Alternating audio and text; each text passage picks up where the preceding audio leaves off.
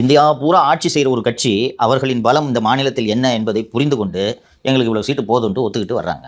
Social மீடியாவை தவிர உங்கள் பலம் எங்கே இருக்குன்றது உங்களுக்கே தெரியாது. நீங்கள் வந்து எனக்கு 2 வருஷம் டெப்டி சிஎம் 2 வருஷம் சிஎம் போஸ்ட் கொடுங்க, டெப்டி சீஃப் மினிஸ்டர் கொடுங்க, 90 சீட்டு கொடுங்கன்னு கேட்டுட்ருக்கீங்க. இது தேவையா எடப்பாடிக்கு? இது ஒரு புறம். இறுதி நேரத்தில் ஒருவேளை கூட்டணியை உடைக்கிறார் என்றால் பிஜேபி இவர்களை என்ன செய்யும்? விட்டுருவாங்களா? குறைஞ்சது பிஜேபி கூட கூட்டணி வச்சதுனால ராஜ்யசபா தேர்தலுக்கு 4 எம்எல்ஏவோட சப்போர்ட் கிடைக்குதா? என்ன பிரயோஜனம் உங்களால்? 2% 3% வைத்துக் கொண்டிருக்கக்கூடிய இடதுசாரி கட்சிகளும் விடுதலை சிறுத்தைகளுமே உங்களை நம்பி வருவதற்கு தயாராக இல்லை. இவ்வளோ பெரிய கட்சி உங்களை நம்பி பிஜேபி கூட்டணி உடச்சிக்கிட்டு வரணுமா? நடக்குமா? அது மல்லாக்கப்படுத்து விட்டத்தை பார்த்து கனவு கண்டு கொண்டிருக்கிறார்கள்.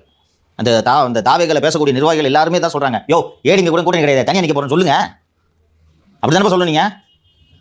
ஒரு யானை பலத்தோடு, ஒரு யானை இல்லை 2 யானை பலத்தோடு எங்களது தலைவர் விஜய் இருக்கிறார். போர் யானை திரு விஜய் அவர்களை முதல்வராக ஏற்றுக்கொள்ளும் கட்சிகளோடு மட்டும்தான் கூட்டணின்னு சொல்லுங்க. எதுக்கு சுத்தி வளைச்சு அப்படியே உருட்டுறீங்க? பாஜக இருக்கும் கட்சியோடு கூட்டணி இல்லை, திமுகவோடு கூட்டணி இல்லை.